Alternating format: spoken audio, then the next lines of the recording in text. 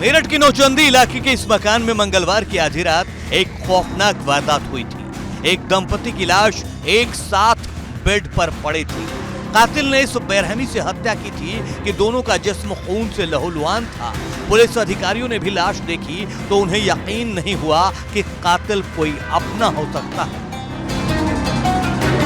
Meerut police ने इस पूरे मामले में दंपत्ति के बेटे आर्यन और उसके एक साथी को गिरफ्तार किया है।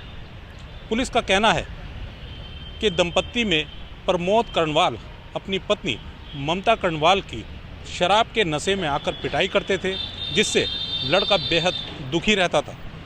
उसी के चलते आर्यन ने अपने पिता की हत्या की योजना बनाई और उसके बाद पिता की हत्या करने के लिए सोमवार को देर रात वो अपने घर पहुंच गया। हत्या से पहले उसने सभी परिजनों को मैंगो शेक में नशे की गोलियां मिलाकर दी, जिससे सभी परिजन बेहोश हो गए और देर रात में आकर उसने अपने पिता की हत्या कर दी।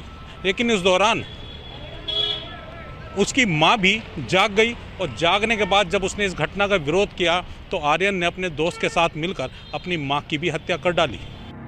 मेरठ के नौचंदी थाना इलाके में हुए दोहरे हत्याकांड का मेरठ पुलिस ने जब खुलासा किया तो दोहरे हत्याकांड से ज्यादा इस खुलासे से हड़कंप मच गया।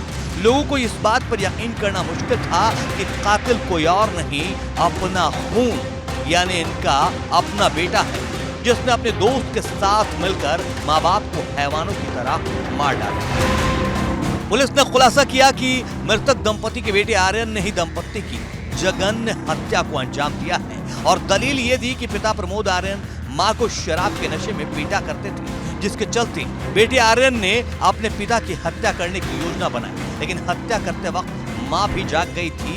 राज खुल न जाए इस डर से मां को भी मार डाला। इस पूरी घटना में आर्यन ने अपने एक दोस्त आदित्य को भी शामिल किया। दोनों ने मिलकर इस घटना को अंजाम दिया।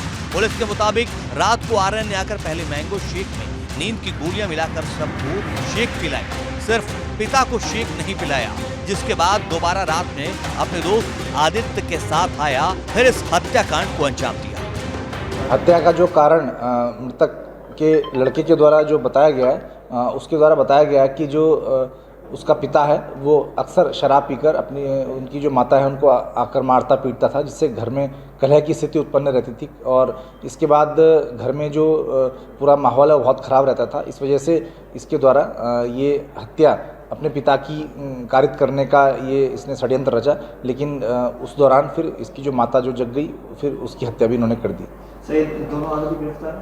दोनों ही व्यक्तियों को पुलिस के द्वारा गिरफ्तार किया गया। आर्यन ने अपने माता पिता को मुखाग्नि दी थी। हत्या के बाद आर्यन रो रो कर दिखावा भी करता रहा, लेकिन पुलिस छानबीन में आर्यन के खिलाफ ही सबूत मिलते रहे। आर्यन ने जैसे ही अपने माँ बाप का अंतिम संस्कार किया, उसके बाद ही पुलिस ने आर्यन को हिरासत में ले लिया।